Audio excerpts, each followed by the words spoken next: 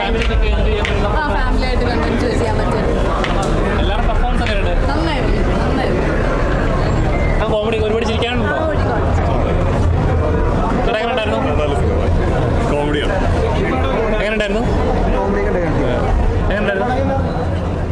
എങ്ങനെയുണ്ടായിരുന്നു? നല്ല രസമുണ്ട്. പുതിയ ആൾക്കാർ വെച്ചിട്ടൊരു നല്ല രസമുണ്ട്. എന്റർടൈൻമെന്റ് പരിപാടി. നല്ല പാട്ടാണ്.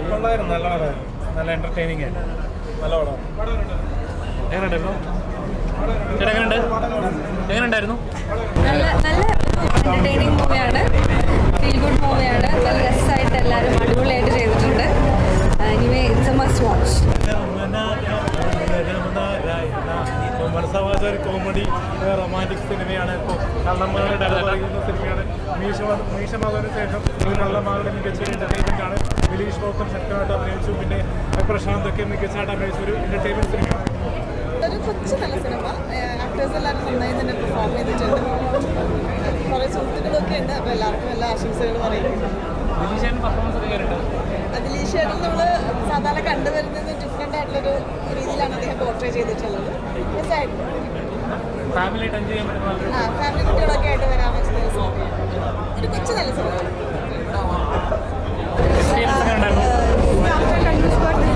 Malayalam movie.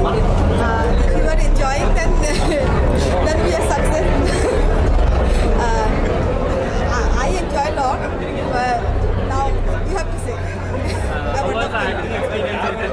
How was the experience with acting Dilish Rao? It was nice, very nice. Like he's a mature actor and like very good actor, and he support me a lot because of language I was little bit tense. So he support me a lot. He and my husband, Martin Jishin.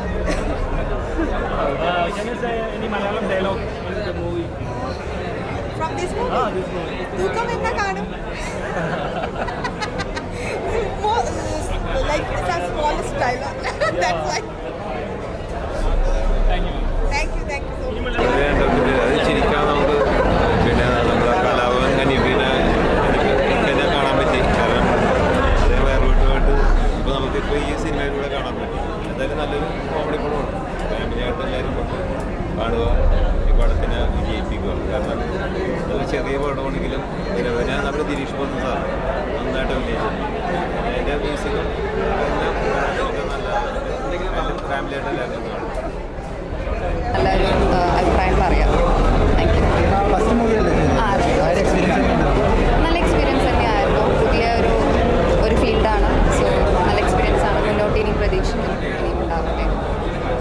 പുതിയ projects ഒക്കെ ഇതുവരെ ഒന്നും commit ചെയ്തിട്ടില്ല, നോക്കുന്നുണ്ട്.